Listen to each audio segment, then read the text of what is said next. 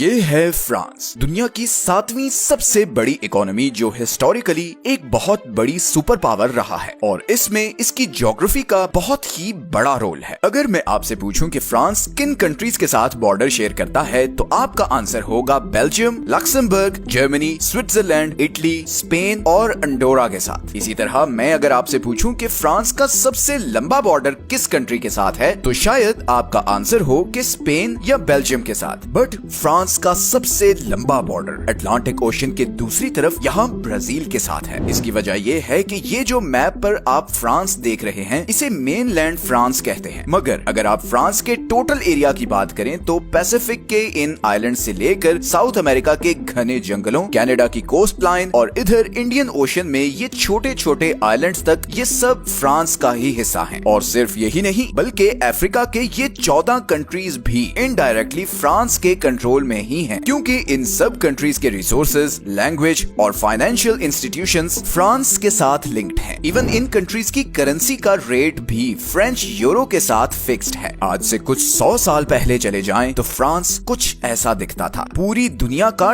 10% land area French empire के control में था। अफ्रीका से लेकर साउथ ईस्ट एशिया तक फ्रेंच एम्पायर का ही सिक्का चलता था। फ्रांस हमेशा से यूरोप का सबसे ज्यादा पॉपुलेशन वाला कंट्री रहा है। 17th सेंचुरी तक यूरोप में हर 5 में से एक आदमी फ्रेंच होता था, लेकिन फिर वॉर्स और फ्रेंच रेवोल्यूशन में तकरीबन 20 लाख लोग मारे गए और फिर वर्ल्ड वॉर 1 में भी 12 से 13 लाख फ्रेंच मारे गए, जिसके बाद फ्रेंच पॉपुलेशन बहुत कम हो गई। और इसी का हल निकालने के लिए 1960s और 70s में फ्रांस ने इन आइलैंड से हजारों बच्चे किडनैप किए और उन्हें मेनलैंड फ्रांस लेकर गए ताकि अपनी गिरती हुई पॉपुलेशन को बूस्ट कर सके। खैर, फ्रेंच एम्पायर पर तो एक सेपरेट वीडियो में बात करेंगे। आज की वीडियो में हम देखते हैं कि फ्रांस की ज्योग्राफी ने उसे इतना अमीर, पावरफुल और डेवलप्ड कंट्री कैसे बनाया।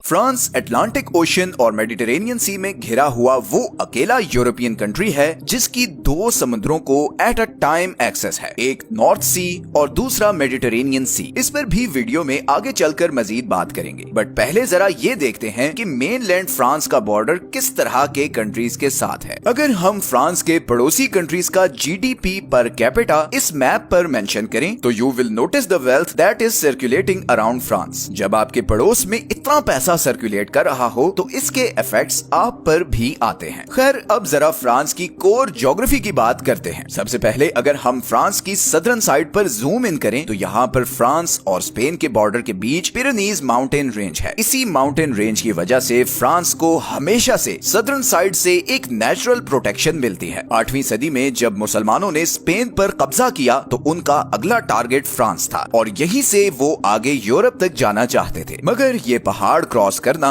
बहुत ही मुश्किल काम था। मुस्लिम आर्मीज ये फ्लैट एरिया तो क्रॉस करके यहाँ तक पहुँच गए, मगर पिरेनीज रेंज का सारा एरिया उनके लिए बहुत मुश्किल साबित हुआ और वो फ्रांस को कॉन्कर नहीं कर सके। ऑब्वियसली इसमें और भी बहुत से फैक्टर्स थे, but geography did play a very important role. इसी तरह फ्रांस की साउथ ईस्टर्न साइड पर इटली के बॉर्डर के साथ एल्प माउंटेन रेंज है। एल्प यूरोप की सबसे ऊंची माउंटेन रेंज है और ये 8 कंट्रीज तक फैली हुई है। इन्हीं पहाड़ों की वजह से फ्रांस की आधी ईस्टर्न साइड भी सेफ हो जाती है और फिर बाकी ईस्टर्न साइड ये राइन रिवर की वजह से सेफ हो जाती है, जो फ्रांस और जर्मनी को डिवाइड करता है। ऐसे में बस ये नॉर्दर्न एरिया ही बचता है जो बिल्कुल फ्लैट है और हिस्टोरिकली यही वो बॉर्डर है जहां से 3 दफा फ्रांस पर जर्मनी ने अटैक किया था। एक दफा 1870 में, फिर 1914 में और फिर फाइनली 1939 में वर्ल्ड वॉर 2 के दौरान। इसके अलावा फ्रांस ऑलमोस्ट हर साइड से नेचुरली प्रोटेक्टेड है। इसी तरह अगर हम फ्रांस की नॉर्थ वेस्टर्न साइड पर आएं तो ये एरिया इकोनॉमिकली फ्रांस के लिए बहुत इंपॉर्टेंट है। सबसे पहले तो नॉर्दर्न यूरोप का सारा ट्रेड यहाँ इंग्लिश चैनल से होकर केल्टिक सी में आता है और फिर यहाँ से बे ऑफ बिस्के को क्रॉस करके स्ट्रेट ऑफ जिब्राल्टर तक पहुँचता है और यहाँ से फिर वो आगे स्विस कैनाल के थ्रू मिडिल ईस्ट और एशिया को जाता है। ये इंग्लिश चैनल दुनिया का सबसे बिजीएस्ट सी जंक्शन है और फ्रांस इस हैवी ट्रैफिक रूट के के बिल्कुल ऊपर लोकेटेड है। इसी तरह फ्रांस यूरोप का वो अकेला कंट्री है जिसकी नॉर्थ सी और मेडिटेरेनियन सी दोनों समुद्रों को एक्सेस है। इसीलिए जर्मनी, स्विट्जरलैंड, बेल्जियम और नेदरलैंड्स जैसे कंट्रीज के लिए एशिया और मिडिल ईस्ट से ट्रेड करने का सबसे आसान और छोटा रास्ता भी फ्रांस के थ्रू ही है। मेडिटेरेनियन में एक्सेस का एक और फायदा ये भी है कि फ्रांस आसानी से 3 रीजन्स तक अपना माल पहुंचा सकता है। पहले तो स्ट्रेट ऑफ जिब्राल्टर के थ्रू अमेरिका की तरफ, दूसरा वो यहाँ से ब्लैक सी वाले सारे कंट्रीज से भी आसानी से ट्रेड कर सकता है, और तीसरा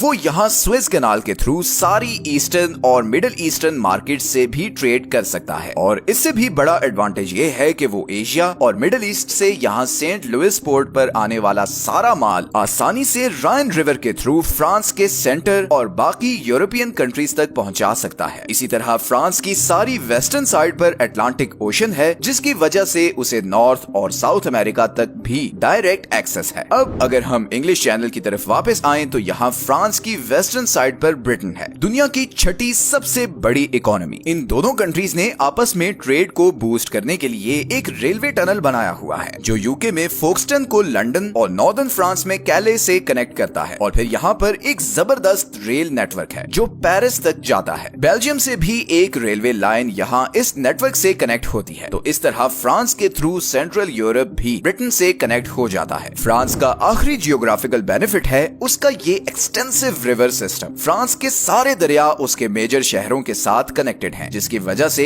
यहाँ एक तो पानी की सप्लाई का कोई इशू नहीं होता, और दूसरा यहाँ सारी जमीन बहुत फर्टाइल है। इसी फर्टाइल जमीन की वजह से फ्रांस यूरोप का तीसरा सबसे बड़ा एग्रीकल्चरल एक्सपोर्ट्स करने वाला कंट्री भी है। इन्हीं रिवर्स की वजह से फ्रांस के पास यूक्रेन के बाद दूसरी सबसे बड़ी एग्रीकल्चरल जमीन भी है, and on top of this France का दूसरा सबसे बड़ा एनर्जी सोर्स भी इन्हीं रिवर से पैदा होने वाली बिजली है। तो ऑल इन ऑल ये सब फैक्टर्स मिलकर फ्रांस की ज्योग्राफी को बहुत ही आइडियल बना देते हैं। इवन अगर हम इन इंडियन ओशंस के आइलैंड्स की बात करें तो फ्रांस ने इन आइलैंड्स पर बहुत हैवी मिलिट्री प्रेजेंस मेंटेन की हुई है, और उसकी वजह यह है कि वो यहाँ से न सिर्फ अपने ट्रेड कंटेनर्स को प्रोटेक्ट करता है बल्कि मिडिल ईस्ट और साउथ ईस्ट एशिया में डेवलप होने वाली जियोपॉलिटिकल सिचुएशन पर भी कड़ी नजर रखता है। तो ये थे फ्रांस की ज्योग्राफी के बारे में कुछ अमेजिंग फैक्ट्स। अगर आपको ऐसी map, animated, geography related videos पसंद हैं तो वीडियो के एंड में आपको Saudi Arabia, Turkey, Mexico, Mongolia, Spain और दूसरे बहुत से कंट्रीज की ज्योग्राफी से रिलेटेड प्लेलिस्ट का लिंक मिलेगा। वहां से आप ये सब वीडियोस देख सकते हैं। चैनल को सब्सक्राइब जरूर कर लें और कमेंट्स में टॉपिक भी सजेस्ट करते रहें। मिलते हैं नेक्स्ट वीडियो में एक और इंटरेस्टिंग टॉपिक के साथ। अपना ख्याल रखें। अल्लाह हाफिज।